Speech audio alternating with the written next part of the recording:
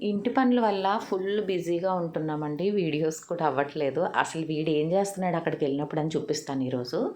పగలంతా ఫుల్ ఎండ కాసిందండి. ఇంకా అక్కడ గాలేస్తుందనమాట సిట్అవుట్ దగ్గర. చాలా చల్లగా పొలాల నుంచి గాలొస్తది. అక్కడ పడుకున్నాడు. మళ్ళీ కాసేపటికే వాడికి నచ్చలేదు ఆ ప్లేస్. మళ్ళీ దాని కింద ఒక ప్లేస్ ఉంటదనమాట.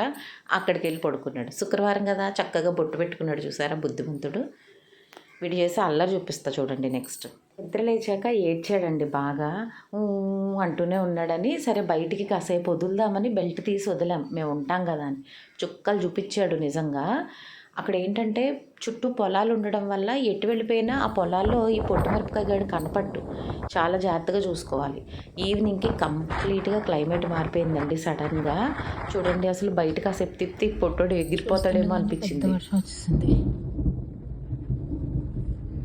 ఉరుములు మెరుపులు, అమ్మో కంగారు పడిపోతున్నాడు వీడు.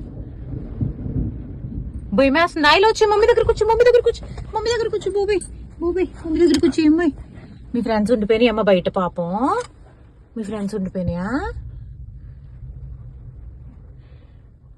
ఆడుకుంటున్నాయి అవి హ్యాపీగా.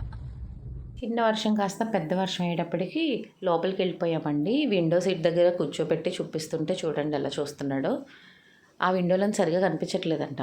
నేను అక్కడి నుంచి చూస్తున్నానని నన్ను ఎత్తుకోమని ఎంత క్యూట్గా అడుగుతున్నాడో చూడండి. అసలు నాకు ఈ వీడియో అయితే భలే నచ్చింది. ఎలా అడుగుతున్నాడో చూడండి. ఎత్తుకొని చూపిస్తే నిజంగా వాడు కూడా అందుకే చూశాడు అనిపించిందండి. పొలాల్లో వర్షం చాలా బ్యూటిఫుల్గా ఉంటుందండి. చూపిస్తాను.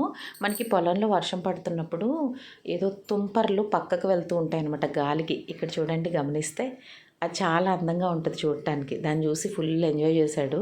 మామూలుగా వాడికి వర్షం అంటే భయం, కానీ ఎందుకో ఆ కొత్త ఇంటి దగ్గర వర్షం బాగుంది. బాగా ఎంజాయ్ చేశాడండి. అలా నెమ్మదిగా అలిసిపోయాడు. ఇంక ఇంటికి వెళ్ళేటప్పుడు అయితే అసలు లేచి కూడా కారులోంచి బయటికి చూడలేదండి. ఫుల్గా నిద్రపోయాడు.